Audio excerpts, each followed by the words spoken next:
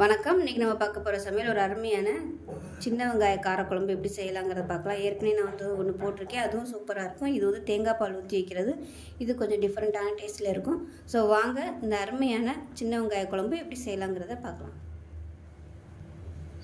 ஒரு பேன் எடுத்துக்கலாம். பேன் சூடானதும் நல்லெண்ணெய் விட்டுக்கலாம். இந்த குழம்புக்கு நல்லெண்ணெய் சேர்த்திங்கன்னா தான் நல்லாயிருக்கும். நல்லெண்ணெய் இல்லைன்னா கடலெண்ணெய் சேர்த்துக்காங்க, சுவையாக இருக்கும். எண்ணெய் சூடானதும் 2 வரமிளகா சேர்த்துக்கலாம். குண்டு மிளகா இல்லை நீல மிளகா எதுனாலும் சேர்த்துக்கலாம். இது வந்து வாசனைக்காக மட்டும்தான். 1 டீஸ்பூன் கடுகு சேர்த்துக்கலாம். அதே மாதிரி கொஞ்சமாக வெந்தயம் சேர்த்துக்கலாம். வெந்தயம் வந்து கட்டாயம் சேர்த்துக்கோங்க, அப்போ தான் நல்லா ஃப்ளேவராக இருக்கும். அதே மாதிரி 1 டீஸ்பூன் போல் சோம்பு சேர்த்துக்கலாம். இது 3மே ரொம்ப முக்கியம் வாசனைக்கு. இப்போ எல்லாமே நல்லா பொரிய ஆரம்பிச்சிருச்சு. இதில் பார்த்தீங்கன்னா ஒரு 20லேருந்து 30 சின்ன வெங்காயம் முழுசாக அப்படியே கட் பண்ணி வச்சுருக்கேன். இதை அப்படியே சேர்த்துக்கலாம். இது கூடவே ஒரு 15 பூண்டு பல் சேர்த்துக்கலாம். அதோட ஒரு கொத்து கருவேப்பிலையும் சேர்த்துக்கலாம். இது கூடவே கொஞ்சமாக பெருங்காயத்தூள் சேர்த்துக்கலாம். தேவையான அளவுக்கு உப்பு சேர்த்துக்கலாம். அப்போ தான் வெங்காயம் நல்லா வதங்கும்.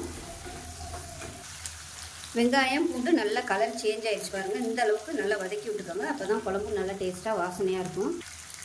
இப்போ குழம்பு தூள் சேர்த்துக்கலாம். நீங்கள் வீட்டில் எது வச்சுருக்கீங்களோ அதை சேர்த்துக்கோங்க. அதோட கொஞ்சம் எக்ஸ்ட்ரா மிளகாத்தூள் வந்து சேர்த்துக்கோங்க. ஏன்னா இது வந்து கொஞ்சம் காரசாரமாக இருந்தால் தான் நல்லாயிருக்கும்.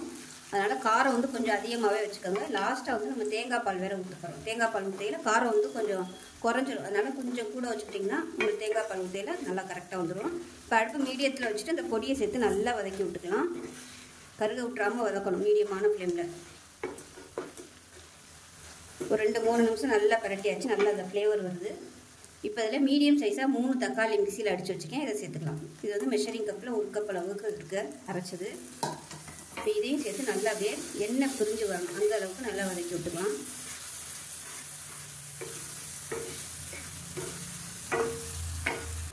இப்போ தக்காளி நல்லா வதங்கி எண்ணெய் பிரிய ஆரம்பிச்சிருச்சு. இந்த ஸ்டேஜில் தண்ணி சேர்த்துக்கலாம். தண்ணி வந்து நல்லா சூடு பண்ணிவிட்டு சேர்த்துக்கோங்க. தண்ணி கொஞ்சமாகவே சேர்த்துக்கோங்க. புளி தண்ணி ஊற்றணும். புளி தண்ணி ஊற்றிட்டு கொதிக்க விட்டுட்டு அதுக்கப்புறமா நம்ம தேங்காய் பால் வேறு சேர்க்க போகிறோம். இப்போ தண்ணி நிறைய ஊற்றிட்டிங்கன்னா தேங்காய் பால் சேர்க்கல ரொம்ப தண்ணியாக போயிடும். அதனால் ஸ்டார்டிங்லேயே கொஞ்சம் கெட்டியாகவே வச்சுக்கோங்க.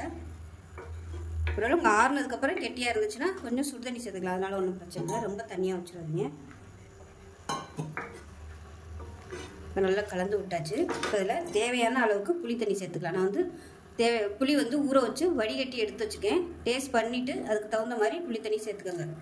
இந்த குழம்புக்கு வந்து புளி வந்து கொஞ்சம் சுருக்குன்னு இருந்தால் தான் நல்லாயிருக்கும். புளி காரம் வந்து கொஞ்சம் நல்லா சுருக்குன்னு இருந்தால் தான் நல்லாயிருக்கும் சாதத்தோட பரட்டி சாப்பிட. அதனால் புளித்து வந்து கொஞ்சம் தூக்கலாகவே ஊற்றிக்கோங்க. டேஸ்ட் பண்ணி பார்த்துட்டு புளி இன்னும் கூட கொஞ்சம் சேர்த்துக்கலாம். இதை கலந்து விட்டுட்டு இது கொதிக்கட்டும். இந்த அளவுக்கு திக்னஸ் போதும். தேங்காய் பால் வேறு ஊற்றணும். இது வந்து கொதிக்கட்டும். மீடியமான ஃப்ளேமில் அப்படியே கொதிச்சு வரட்டும். இப்போ வந்து ஹையில் வச்சுக்கலாம். கொஞ்சம் கொதிக்க ஆரம்பித்ததுக்கப்புறம் மீடியத்தில் வச்சிங்க அது வாட்டுக்கு அப்படியே சிம்லேயே கொதிக்கும். சிம்மரில் வச்சு நீங்கள் கொதிக்க விட்டிங்கன்னா உங்களுக்கு கேஸும் மிச்சமாகும். அதே சமயம் அந்த டேஸ்ட்டும் நல்லா எக்ஸலண்ட்டாக கிடைக்கும். ஸ்லோவாக அப்படியே வெந்து வரும்போது தான் உங்களுக்கு அந்த டேஸ்ட் வந்து சூப்பராக வரும். சீக்கிரம் வேலை முடியணுங்கிறதுக்காக நம்ம ஹை ஃப்ளேமில் வச்சு கொதிக்க விட்டோம்னா சீக்கிரமாகவே உங்களுக்கு திக்னஸாகவும் வந்துடும். அதே சமயம் டேஸ்ட்டும் உங்களுக்கு அந்த அளவுக்கு கிடைக்காது. ஸ்லோவாக குக் ஆகும்போது அந்த எசன்ஸ் எல்லாமே அந்த குழம்போடு அப்படியே கொஞ்சம் கொஞ்சமாக இறங்கி வரும்போது டேஸ்ட் வந்து நல்லாயிருக்கும். இப்போ வந்து கொதிக்க ஆரம்பிக்குது. அடுப்பு நல்லா குறைச்சி வச்சிடலாம். இப்போ பார்த்தீங்கன்னா குழம்பு நல்லா ரெடி ஆகிடுச்சு பாருங்கள். அப்படியே எண்ணெயெல்லாம் மிதக்க ஆரம்பிச்சிருச்சு. இன்னும் வந்து நல்லா கொஞ்சம் கொதிக்கணும். இது எந்த அளவுக்கு கொதிக்குதோ அந்த அளவுக்கு குழம்பு வந்து நல்லா டேஸ்ட்டாக இருக்கும். இந்த குழம்பு ரொம்ப தண்ணியாகவும் இருக்கக்கூடாது, ரொம்ப கெட்டியாகவும் இருக்கக்கூடாது. அப்படியே பெரட்டி சாப்பிடணும். கொஞ்சமாக ஒரு பொட்டுக்கு நீங்கள் போட்டு பெரட்டி சாப்பிட்டீங்கனாலும் உங்களுக்கு அந்த உப்பு புளி காரம் எல்லாமே கரெக்டாக இருக்கும். டேஸ்ட்டு சூப்பராக இருக்கும். ஸோ அந்த மாதிரி தான் இருக்கும். இப்போ பார்த்தீங்கன்னா குழம்பு நல்லா அப்படியே கொதிச்சுட்டே இருக்குது பாருங்கள். எண்ணெய் பிரிஞ்சு வருது. இன்னும் நல்லா அப்படியே கொதிச்சு கொஞ்சம் திக்னஸ் ஆகி வரட்டும். அதுக்கப்புறமா நம்ம தேங்காய் பால் சேர்த்துக்கலாம். ஒருவேளை உங்களுக்கு வந்து இந்த ஸ்டேஜிலே ரொம்ப அப்படியே திக்னஸாக இருக்குது அப்படின்னு நினச்சிங்கன்னா கொஞ்சமாக தேவையான அளவுக்கு கொஞ்சம் சுடு தண்ணி ஊற்றி அட்ஜஸ்ட் பண்ணிக்கோங்க. இப்போ நான் வந்து கொஞ்சம் தண்ணி ஊற்றி எக்ஸ்ட்ரா அட்ஜஸ்ட் பண்ணியிருக்கேன். இப்போ வந்து இன்னுமே நல்லா கொஞ்சம் கொதிக்கணும்.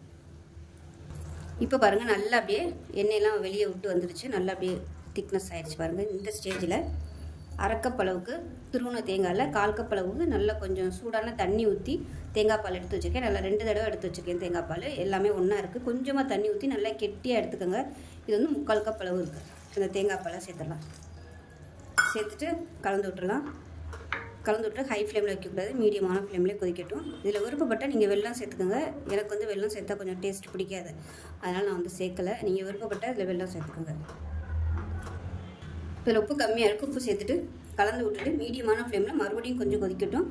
நல்லா மறுபடியும் எண்ணெய் தெளிஞ்சு வரட்டும். இப்போ இதில் திக்னஸ் பார்த்துக்கோங்க. இது வந்து கரெக்டாக இருக்குது. இந்த மாதிரி இருக்கணும்.